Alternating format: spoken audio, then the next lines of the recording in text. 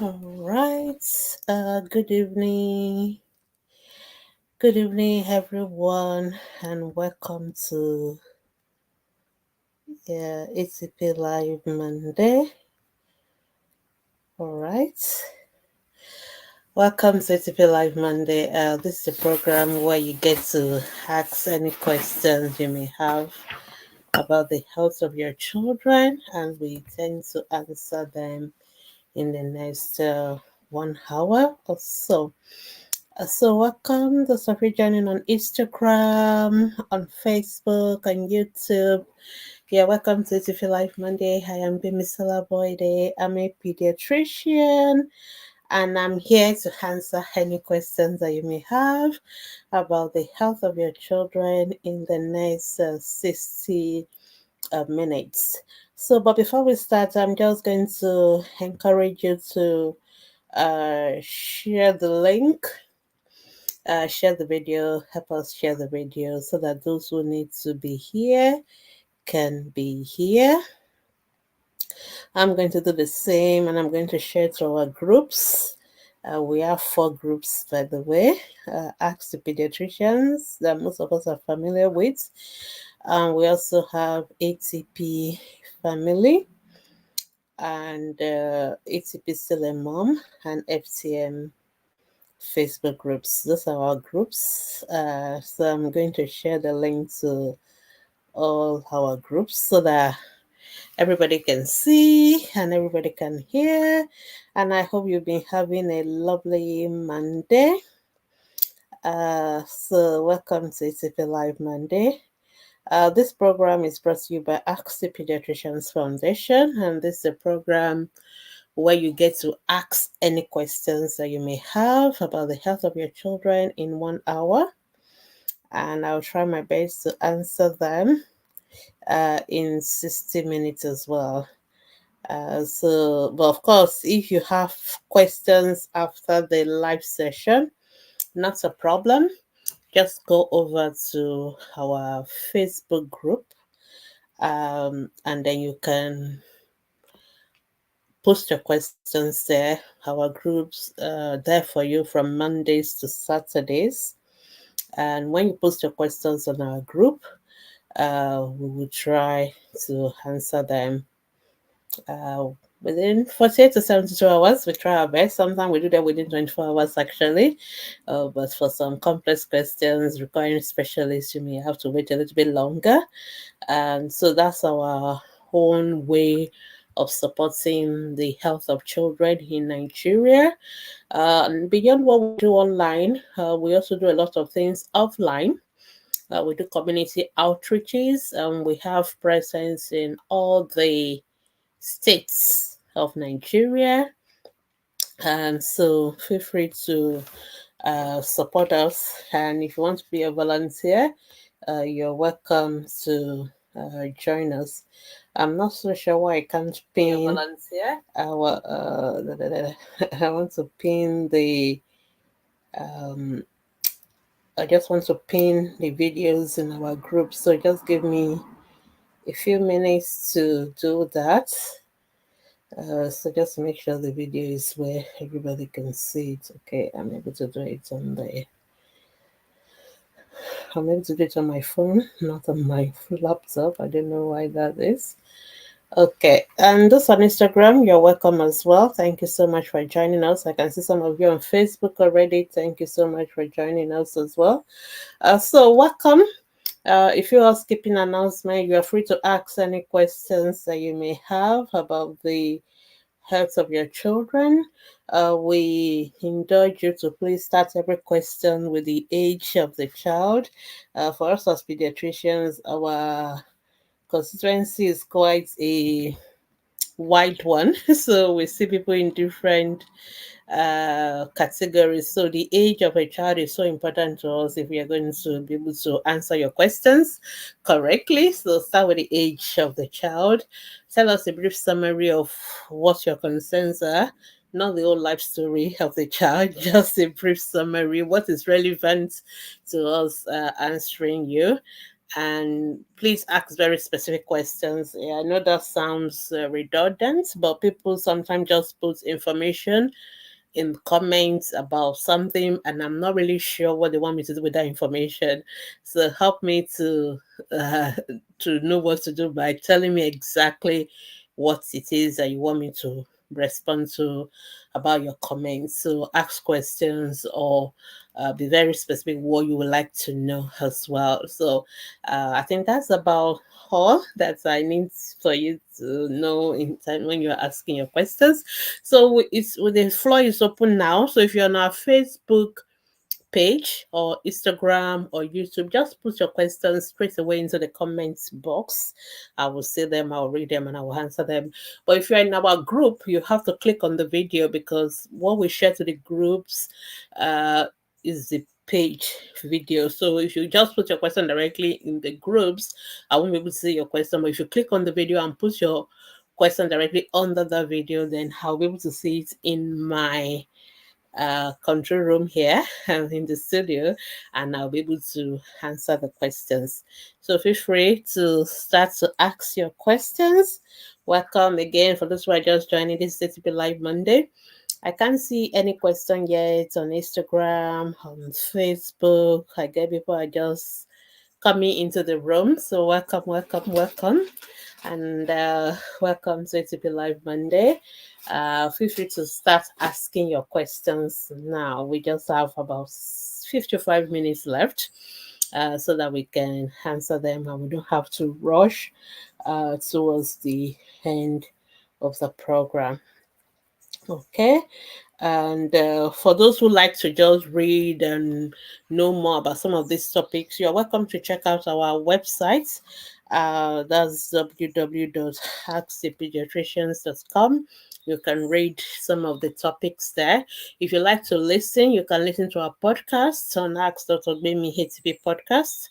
And if you're the type that likes to watch videos, all these videos, all the ATP Live Mondays, all our teachings, all our programs are available on our YouTube channel, and we implore you to subscribe to our YouTube channel. Please follow us on all our social media handles, and help us to share this message, help us to reduce the deaths of children from preventable causes. That's what drives us specifically on ATP. And I want to extend our condolences to those in Borno, in Maiduguri, with all the flood, and we know the issues, tender health issues, and we thank all the volunteers that have been supporting them, and we hope the issue resolved quickly. All right, so that's just all the preambles. Okay, I don't seem to have any questions today. What's going on? All right, so ask your questions and then we'll try and answer them. Let me just check. Okay, I got a question actually on Facebook. Peace Godwin, my very first question. Say good evening. Thank you for all you do. Thank you so much, Peace, for joining me. My son is 5 months old. He can't sit properly and keep looking up. 5 months old really is when babies start to sit. So they start to sit with support around 5 to 6 months old anyway. So I am not going to be particularly worried about sitting a 5 months old. So I expect a 5 months old, when they sit, that you're actually putting like pillow behind the back, or you are sitting in front of them, and they should not be in that position for more than maybe 5 minutes. So that is still normal for a 5 month old. Um but you say it keeps looking up, so I'm not quite sure the part of keep looking up, because so does your child has neck control? Is baby, like when you carry the baby up, can the baby's neck stay straight, or is it falling to the side or falling backwards? I'll be worried about that. And is baby looking in only a particular direction all the time? Then I'll be worried about that. But if not, then can the baby see, like when you turn, when you move things, can baby track things with the eyes? Like if you move a colorful object, will baby turn around and look at it? Those are the things we'll be interested in. And you didn't tell us what happened when your baby was born. Was there a problem in pregnancy? Was there a problem when the baby was born that would make baby to be at risk of any developmental issues. So those are the kind of question we would like to ask. But if none of those one, if it's just the sitting, just watch for now. And but about the height, you may want to see a pediatrician so that they can have a proper look at the child. It's not compulsory for babies to be on the tummy time. They don't have to be on the tummy forever. It's just about 5 minutes. So the most important thing is that can the child maintain their control? Is the baby smiling at you responsibly? Those are the developmental milestones that we expect at this age. And so if your baby is able to do that, I will just watch. But your baby is not able to maintain their control, baby is not smiling responsibly, baby is only looking in one direction, baby does not turn, does not follow other, things moving, then I will recommend that you see a pediatrician in a hospital who can do a proper physical examination and assessment of the child. We need to be sure there's nothing going on that may suggest brain injury. So, and of course, we are going to ask you more questions about was your baby born prematurely? Was there any problem during pregnancy? Was there any problem during delivery? All those kind of things that may affect the child's development. So, those are the kind of questions we would like to go into details about. So, but if you're concerned, definitely, I think it's worth just seeing a pediatrician and having a quick assessment. So, please, I hope that is helpful for you.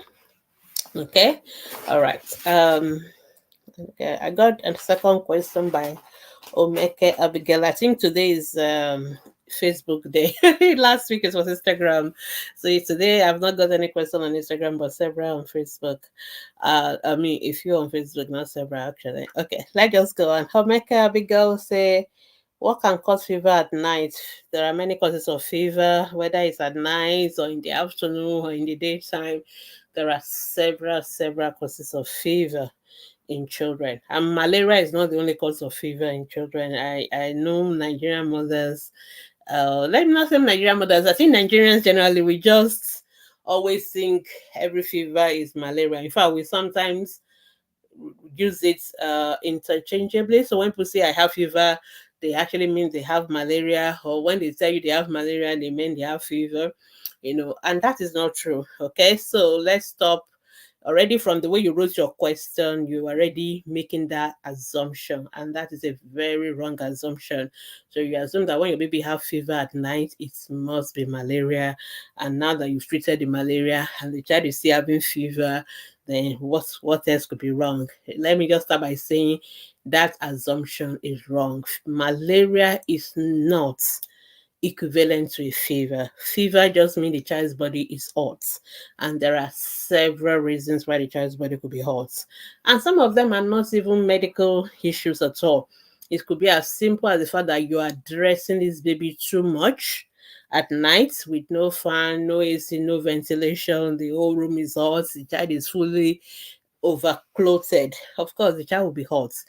Just simple taking off all the excessive clothing on the child, and the temperature will come down. Okay, some children can even have fever from the fact that they are dehydrated. So there are some causes of fever that has nothing to even do with any medical illness. Now let's assume it's not any of those what we call a iatrogenic, like Yoruba people say for what you cause by yourself. There are many medical conditions that can cause fever. Starting, of course, malaria is common in our environment, but malaria is not the only cause of fever. So there are many infections, viral infections, bacterial infections, infection of virtually every organ in the body, ear infection, throat infection, chest infection, urinary tract infection, so many infections. And most of these illnesses will always start with a fever. All the viral enzyme, the viral fever and rashes kind of condition, they always start with fever as well. So if a child is having fever, please don't assume malaria. Okay, give paracetamol. That is the first aid. Give them a cool bath, tap a sponge. Do whatever you need to do to bring down the fever. And if the fever persists, you have to come to the hospital, because we need to now figure out why is the child having fever. Okay, we may need to do certain blood tests, we may need to do the usual kind of tests, urine tests, whatever we need to do. We will ask you questions and then we'll do all the tests, and from that we can work out the cause of the fever and we can treat it. So that is that. And then you were saying something about the body doesn't look hot. We don't talk about looking hot. You don't look hot, you feel hot. You can't see somebody who is hot. You can only feel somebody who is hot. And I always encourage that every mother should have a thermometer so that you can use the thermometer to check the temperature, because it is a thermometer that is the objective evidence of a child having fever.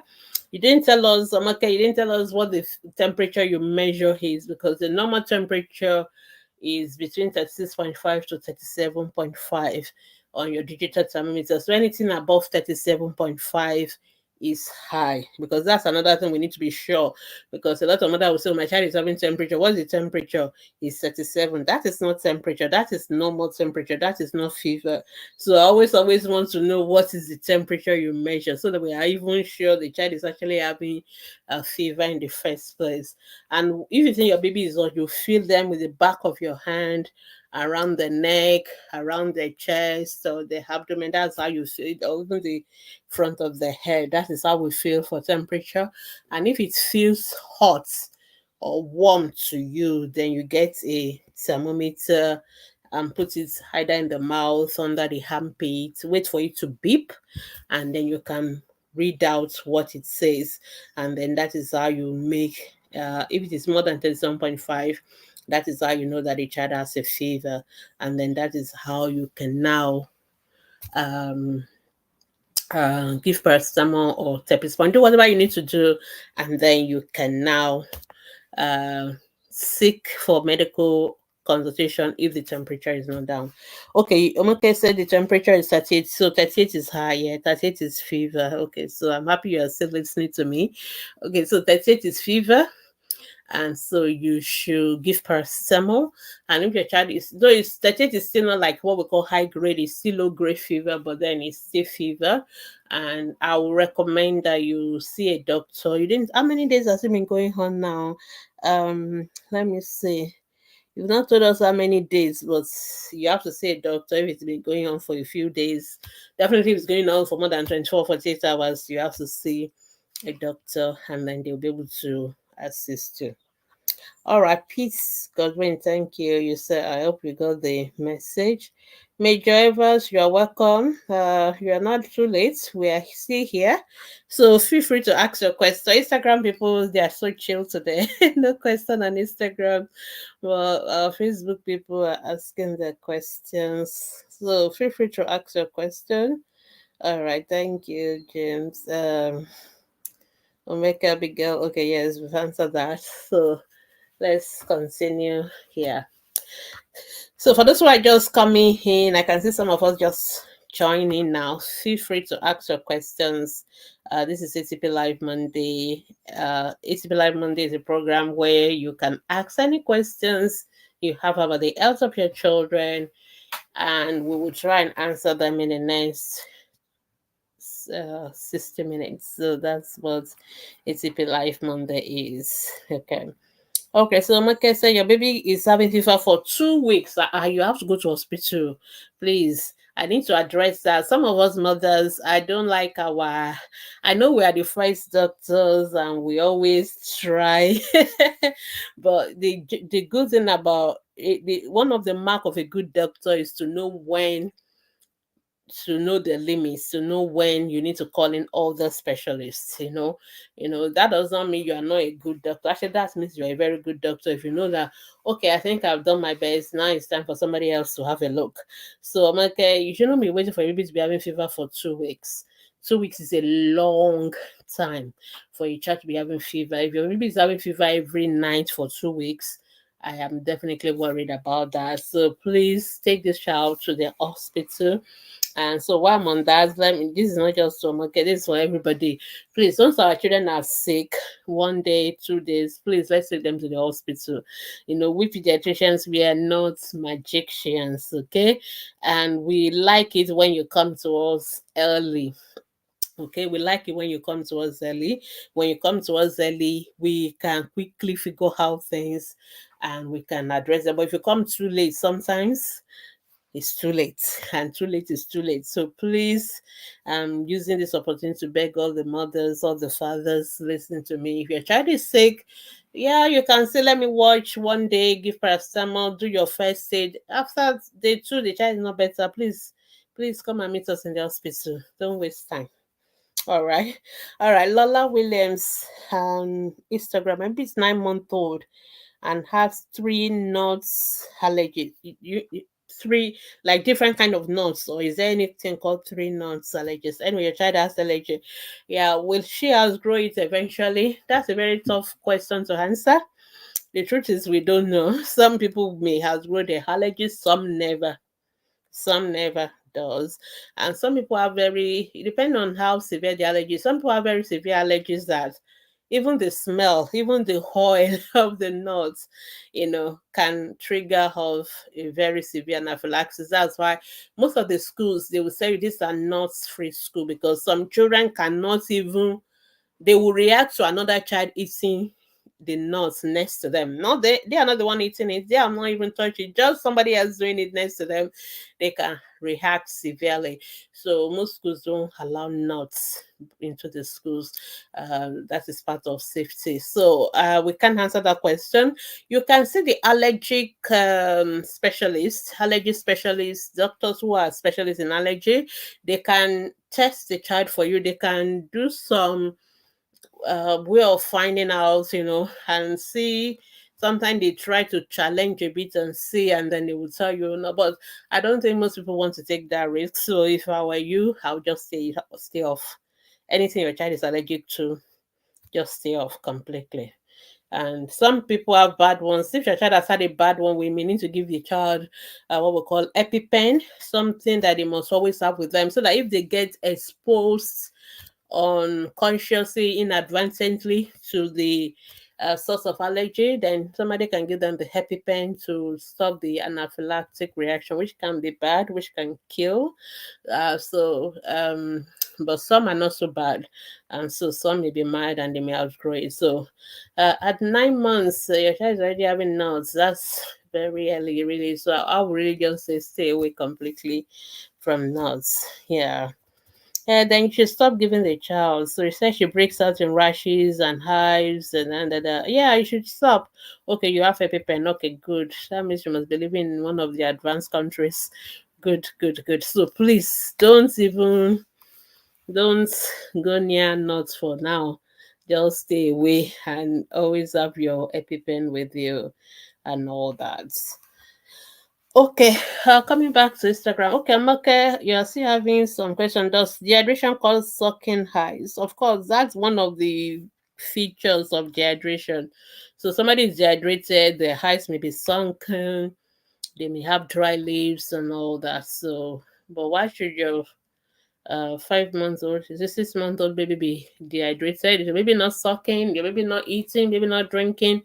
So there's no reason why we should have sunken high. So your baby has anything, you have to check it out with the doctors, so that they can, because it's not normal for a child to be dehydrated. So it's not normal for a child to be dehydrated. A child who is eating, drinking should not be dehydrated. So make sure the child is eating, drinking, water. For a 6 month old, drinking milk and all that. So, but then if you think your baby's eyes are sunken, you have to see a doctor. Number one, it may not just be dehydration. Some children may have sunken eyes from malnutrition. So you also have to see a doctor about that. So that is about that for now. Okay. Let's go on. I don't think okay, I don't have any more questions on Instagram for now. Okay, I think I've answered the question I have on Facebook. Okay, so let me just continue with my initial general public announcement like children that are sick, please let's take them to the hospital on time. Sometimes a day or even an hour could make a difference for us as a doctor. So the earlier we see a child, the earlier we start intervention, the better. And one good thing with children is that they respond fast. Once you know what is wrong and you are dealing with it, they respond fast. But if they come to us and they are already, very, very ill, it may be so hard. For example, a child who is in shock, even for us to get the line, emergencies, we're running, everybody is running at us, it's more challenging rather than if they come to us when it's not yet an emergency. So generally we prefer they come to us on time. All right. So if you have questions for those who are just coming in, you are welcome to ATP Live Monday. And this is a program where you can ask your questions about the health of your children, and I will try and answer them in the time that I have. I'm just checking that people are not dropping questions on our group, and I'm not saying it, but I don't think so. The questions are still showing. Okay.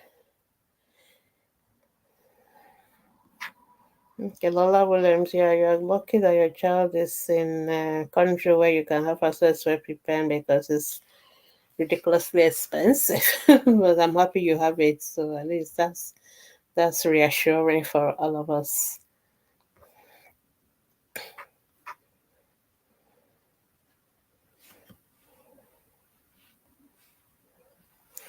Okay, Abigail is saying you mentioned about nuts not being good for 9 months baby. I'm not sure I said that.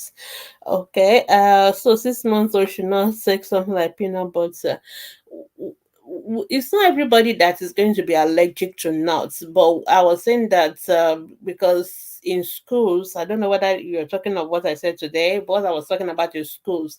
So in schools, we don't want nuts in school because some children can react to nuts. Okay, other children can take nuts, but usually we don't want them to also take below the age of 2. We don't want them because they cannot chew.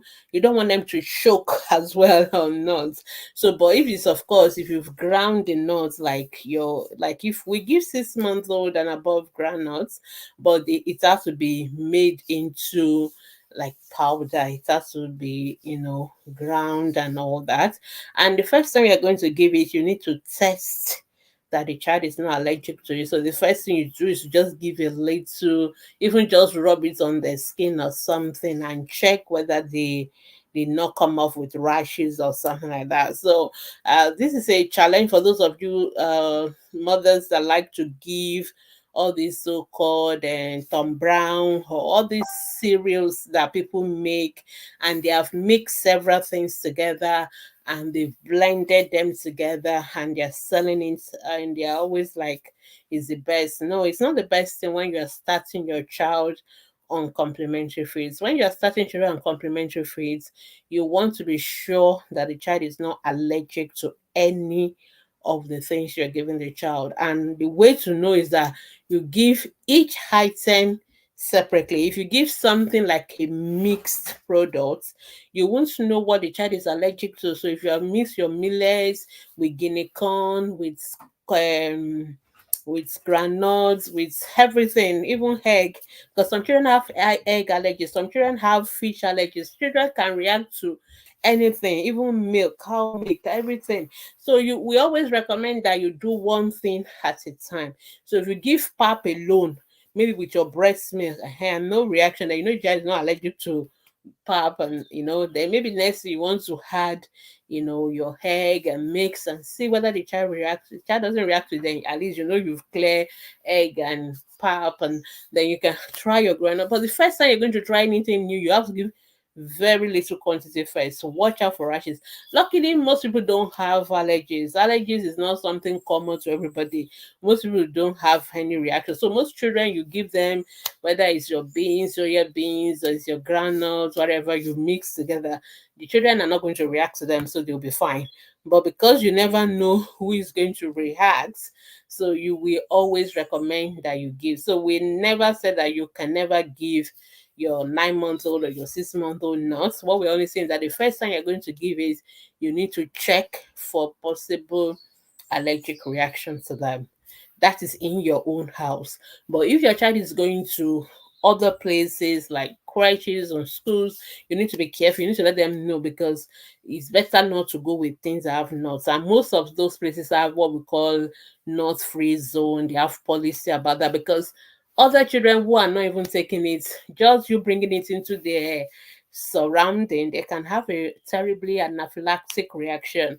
So when we talk about allergy, some people have allergies, just have small rashes and itchy, and that is it. But some people will have a very severe form of it, what we call anaphylaxis, where their tongue will swell up, their eyes will swell up, their throat will swell up, and they can die from that. So those are the severe ones that we don't like, and those are the ones we want to avoid. So, but most other kids don't really have allergy. And if you have established that your child does not have allergies to any of the nuts, why not? You can give it, but don't give a seed, because until they are able to chew properly, so that they don't also choke on it. So there are many issues around nuts. There's the allergy part, there's the choking part. So there are many reasons why, if you're going to do it, you have to do it properly, and you have to be fully alert to what you're doing. So I hope, okay, that is a clarity or clarification on what we have said about nuts and nuts allergy and all that. We do get a lot of questions on complementary feeding on people, and what we normally recommend is that you check out our guide session on our Facebook group. We have these videos that have been prepared by Global Health Media, and it will help you to understand how to go about complementary feeding, how to start, what quantities to give, what not to give. Generally, there's no food that your child cannot eat, honestly, but except the child is allergic to them. That is where the issue is, and you have to kind of figure out allergies that the child may have and avoid. But once you check and the child doesn't have any particular allergies to any of those things, then you are free to give it to them. Yeah. So if you need more information on complementary feeding, please check out our Facebook, our group, and there's a guide session in the menu, and the guide session you can watch those videos, and then you can get information on how to go about complementary feeding. And if you also want to, they have their own platform on YouTube. They also have an app, Birth and Beyond app, that you can let me just write down one house that you can also download, and you can watch those videos on the Birth and Beyond app. That the advantage of the app is also that it has information not only for um, complementary feeding. It has information on breastfeeding, care of the small babies, and so many on. And it has this information in different languages. So for those who are not English speaking, even in our local dialects, I think they have it in Yoruba, they have it in Hausa. So you can watch them in your own language, and you can understand them, and you have it permanently with you on your phone. So it's a good app to have. So that's why I always promote that. Okay, so let's roll on. I still don't have any question on Instagram. Instagram people ask question. Oh, we are very good today. All right, feel free to ask a question. But for those who are just joining us, or for those who are watching the repeat broadcast, so if you are watching any other time on than Monday, 6 p.m. to 7 p.m. Nigerian time, it means you are watching the recording. And if you're watching the recording, you won't be able to get your answers live. So what you can do is to go to our Facebook group, and post your questions there, Mondays to Saturdays, and we'll be there to answer your question. Just as you give us some time, maybe a few hours, even a day or two, to respond. But the advantage of the life is that you ask your question now and you get your answers now in the few minutes that I still have left. All right, I hope that's helpful. All right, Lori Tamal on from Instagram say thank you, Doc. What's the name of the app? It's Bath and Beyond app. Let me see if I can type it also on Instagram. I've typed it on the Facebook. Okay, I think you can say it now. It's on them. Let me see. Is there where I can pin comments? Okay, I can pin it. Yeah, so I think I've pinned it, so you can see it there. Okay, I can also show it on the Facebook. For those who are watching. All right, great, great.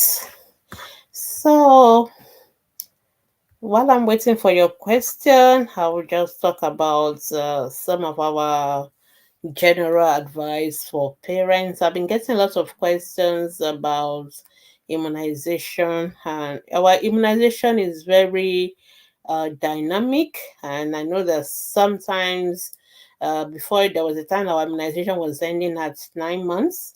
Now we went to 15 months. Now actually immunization is 10 to 9 years. So please don't forget those immunizations that happen later on in life, especially the human papilloma virus (HPV) vaccine that we recently introduced. So please try and make sure that we give our children those vaccines. And we're hoping the government will add more vaccines, but those are the ones we have right now. And apart from the one that we have that the government is giving for free, there are other ones that the government does not give for free, but you are welcome to take them as well if you want to take them. So uh, remember to take our children for immunization. Let's remember to feed our children appropriately. Nutrition is very important for those of us pediatrician. When children are eating well and they have good nutritional status, good weight, good height, they're able on their own to deal with some of these infections, some of this illness without us even dealing with them. So that's the advantage of good nutrition. And for the first 6 months, we of course will recommend exclusive breastfeeding.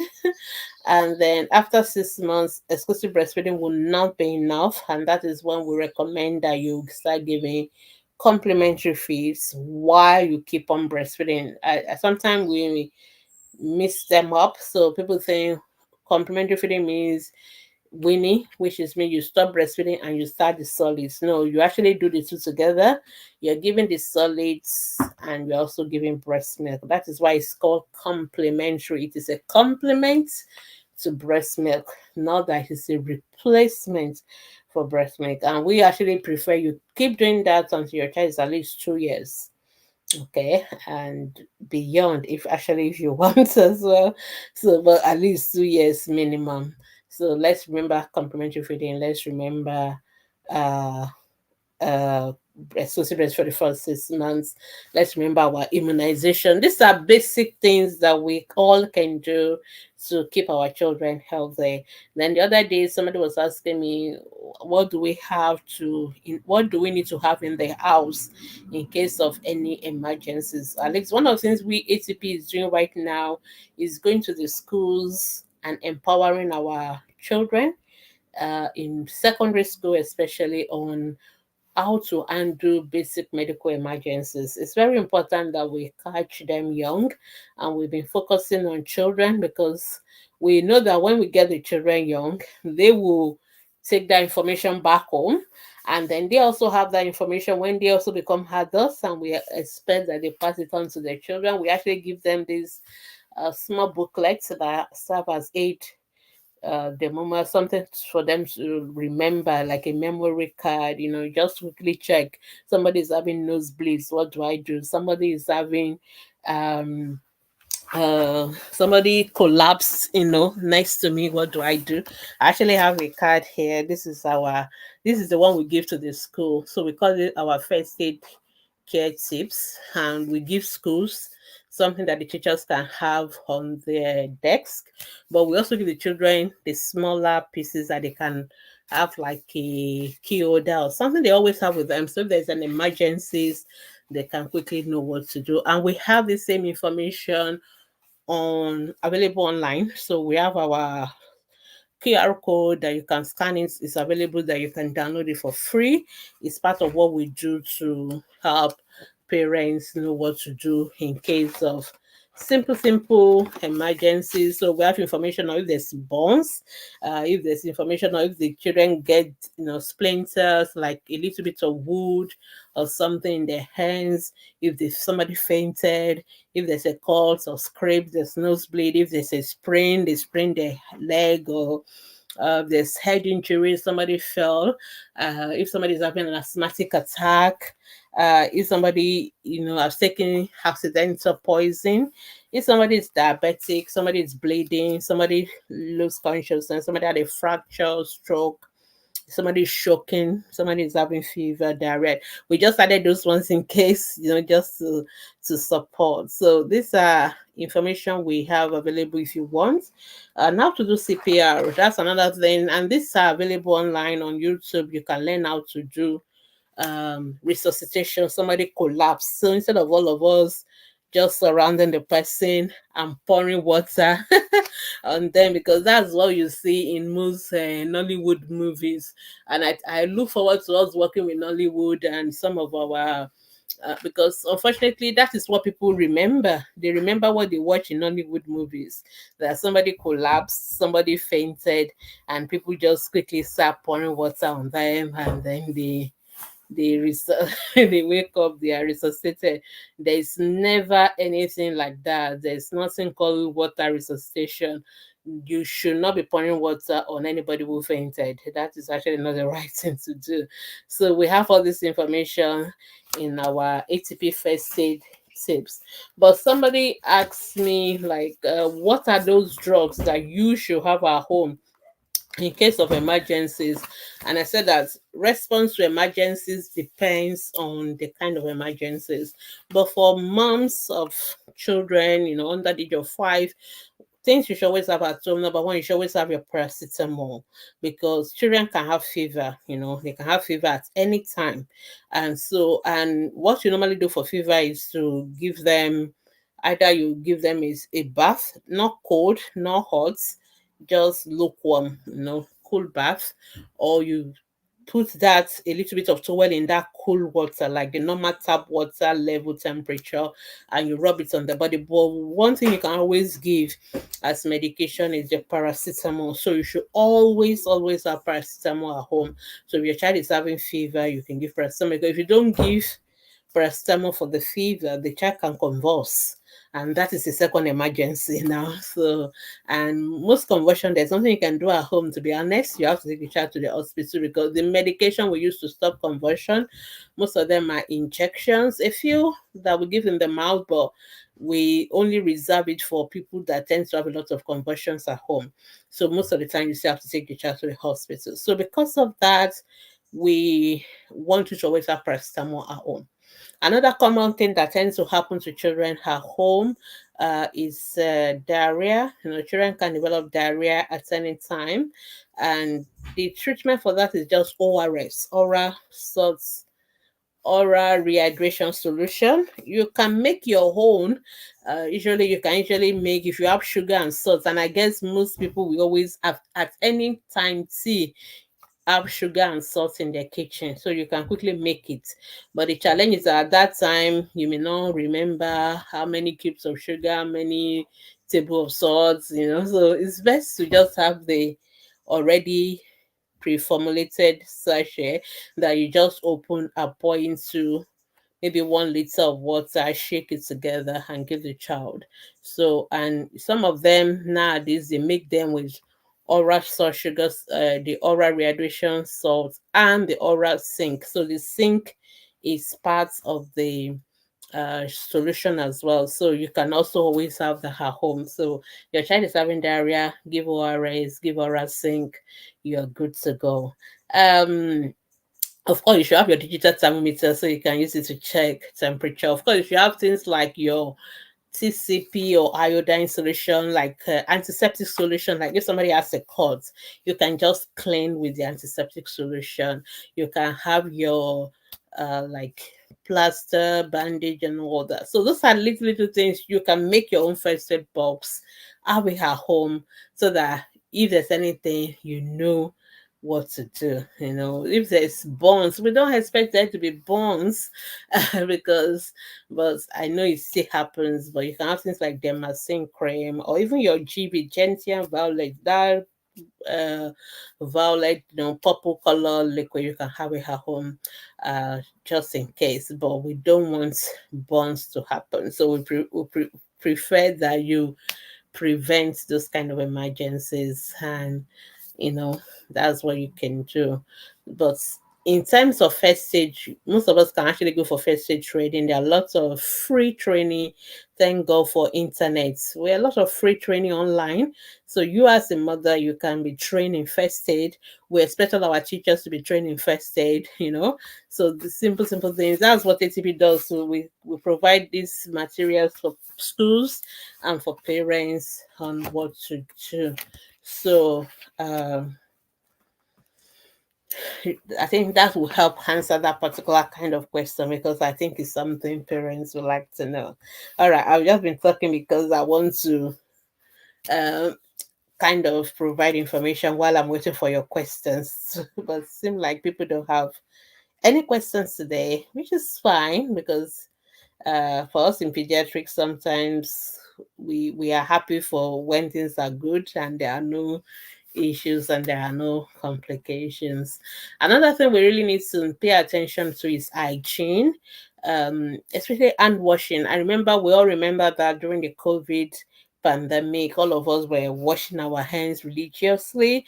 All of us have our hand sanitizers, and I think sometimes because COVID is gone now, most of us are we've forgotten and we are going back. But for those who have babies, please, it's still important that we wash our hands. We have to wash our hands several times during the day. You're just coming back from work, and of course, baby is running to you, want to carry the baby. Please, before you do, wash your hands. And if you think, oh, my hands is clean, I don't have time to quickly rush to the water, at least use your hand sanitizer and put it on your hand before you carry the baby, because you carry lots of germs in your hands. So, and it is easy to transfer it to the babies, and babies don't have as much immunity sometimes, so they tend to come up with all these infections. So that is how we want you to pay attention to hygiene. Okay, I have a question on Instagram from Kafila. She said, what can I use to build my baby immune system? What I need to keep doing or giving my 1 year old to eat? Okay, thank you, Kafila. That's a very lovely question. Immune system. I've indirectly answered your question. I'm not sure whether you were here at the beginning when I was talking about general stuff, and I did talk about nutrition, and I did make mention of the link that when children are eating well and they have good nutritional status, that is their best immune defense. That is how they defend themselves against infection. So your 1 year old should eat food. There's no special drug. I know when parent has this kind of questions, and I know people sell so-called supplements, immune boosters, all those jargons. Your child does not need to take any drug. Your child does not need to take any so-called immune boosters. Your child needs to eat well. And when we say eat well, it's not about just quantity.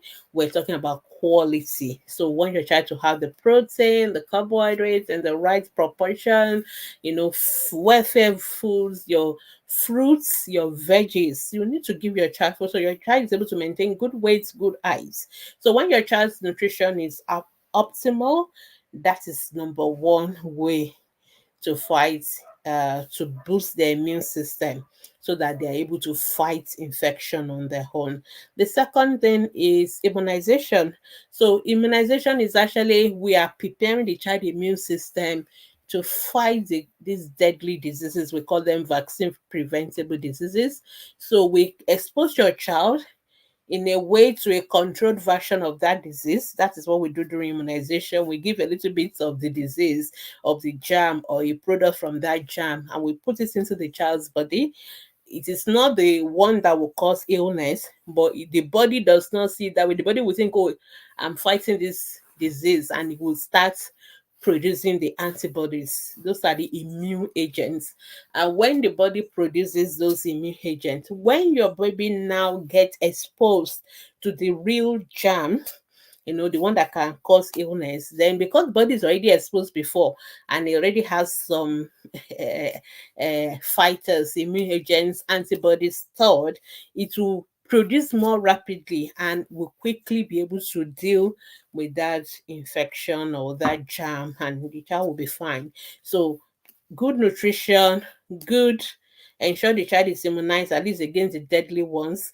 These are the things that you can do to boost your child immune system. The immune system is part of us. All of us have our immune system. And so once we make sure that the body gets what the body needs, the right nutrition, the right nourishment, we given the right immunization, the body is able to fight these infections on their own. And of course, the fact that you have prepared your body does not mean you will now also carelessly expose your child to the germs. We still need to pay attention to our hygiene, the hand washing, and all that. So these are all things, simple things that we can do. If your child has illness, so some children have illnesses that for one reason or another, their immune system is low. For example, children who have HIV, children who have things like cancers, children who have like nephrotic syndrome, children who are on steroids. So those kind of children have a special category of immune challenge because those diseases can make them immunocompromised. So you need to make sure you're seeing your doctors regularly. And those are the children that doctors sometimes do certain things for them. Sometimes we give them extra immunization. Sometimes we'll do some other things to protect them against this infection. But the average child, good nutrition, good immunization, and they'll be good. All right. So, Kafila, I hope I've answered your question. I got a question on Facebook from Okpara Promise John. Good evening, man. What caused the baby of 1 month throwing out breast milk? Okay, immediately after sucking. Most of the time is what we call reflux.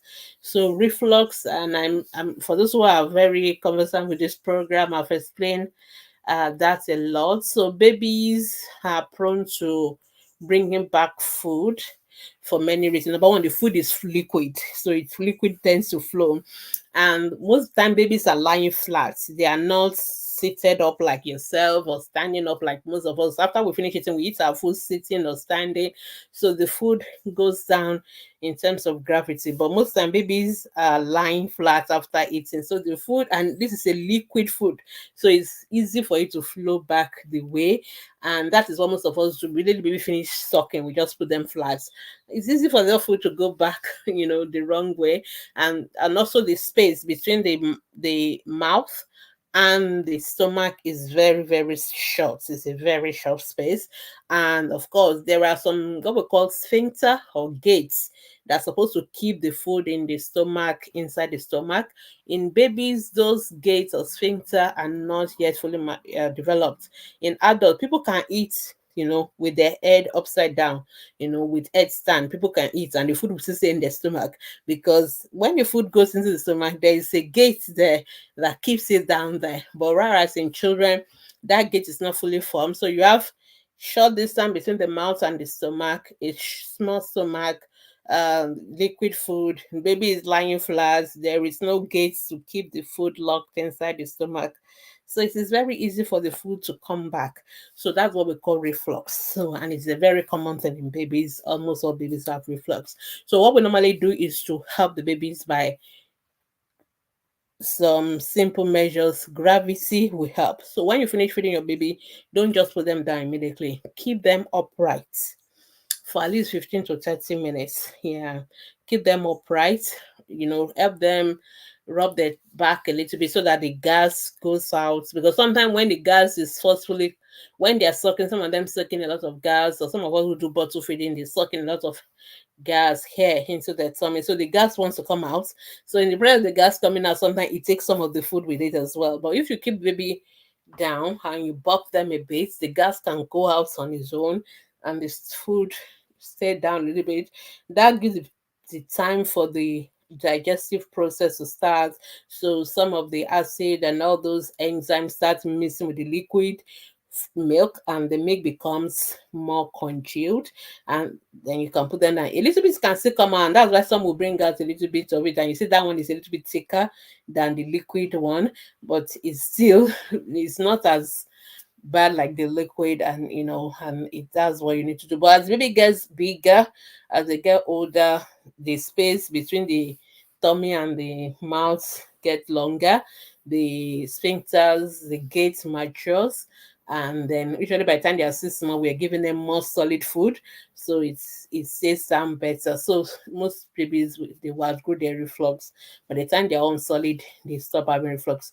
Most babies have mild, very mild reflux, a little bit of milk, and that's it. But some babies actually have very severe reflux, that we call it reflux disorder. And for those kind of babies, sometimes we have to treat them. We are so how do you know those who have severe reflux? They are bringing back the food even after you've done everything I say. Keep them upright. They are still bringing back the milk all the time. It's a lot. Almost everything is coming out. They are not gaining weight. Those kind of children, we sometimes have to give them medication, anti-reflux medication. Some of them even need surgery. Sometimes we need to thicken the milk. We put something in the milk to make it thicker. We call it milk thickness, just to make it thick so that it will settle down in the tummy. So, but if it's just a mild one, just keep the baby upright and the baby will be fine. So I hope that is helpful. All right. Okay, our time is up. We have 4 minutes to go. But I hope we've all learned something today. We've talked a lot about boosting immunity and first aid things we should have at home, and we've answered a few questions on nose allergy, on reflux, and all that.